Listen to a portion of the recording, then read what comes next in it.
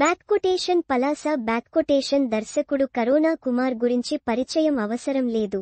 తొలి సినిమాతోనే మంచి దర్శకుడిగా పేరు తెచ్చుకున్నాడు. అటుపై మోట్రో కథలు, శ్రీదేవి సోడా సెంటర్ లాంటి చిత్రాలతో పర్వాలేదనిపించాడు.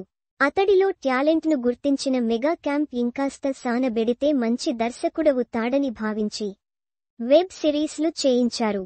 దీంతో నమ్మకం కలిగింది. అనంతరం వరుణ్ తేజ్ హీరోగా మట్కా చిత్రాన్ని పట్టాలెక్కించారు. వరుణ్ కెరీర్లోనే భారీ బడ్జెట్ చిత్రంగా రిలీజ్ అయింది. కానీ ఈ సినిమా అంచనాలు అందుకోవడంలో విఫలమైంది. పాన్ ఇండియాలో రిలీజ్ అయిన సినిమా ఊహించని ఫలితాన్ని సాధించింది. అప్పటినుంచి కరుణ్ కుమార్ మళ్లీ ఎక్కడా కనిపించలేదు. ఇండస్ట్రీలో అతడి పేరే వినిపించలేదు. అతడిప్పుడు ఏం చేస్తున్నాడు అన్న చర్చ ఫిలిం సర్కిల్స్లో దారి తీసింది. ఒక్క వైఫల్యం అతడిని దర్శకుల రేసు నుంచి వెనక్కి నెట్టింది. మట్కా గత ఏడాది నవంబర్లో రిలీజ్ అయింది. ఈ నవంబర్కి ఏడాది పూర్తవుతుంది. అప్పటి నుంచి కొత్త సినిమా అప్డేట్ లేదు. వరుణ్ తేజ్ మాత్రం హీరోగా సినిమాలు చేసుకుంటున్నాడు.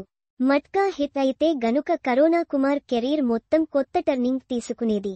ఏకంగా స్టార్ హీరోలే పిలిచి అవకాశం ఇచ్చేవారు. మెగా క్యాంప్లో అవకాశం రావడం అంటే చిన్న విషయం కాదు. అలాంటింది అతడిని సానబెట్టి మరీ వరుణ్ తేజ్ని తన చేతుల్లో పెట్టారు. కానీ ఆ నమ్మకాన్ని నిలబెట్టలేకపోయాడు. మరి కరుణ్ కుమార్ కొత్త సినిమా అప్డేట్ ఎప్పుడు ఇస్తాడో చూడాలి.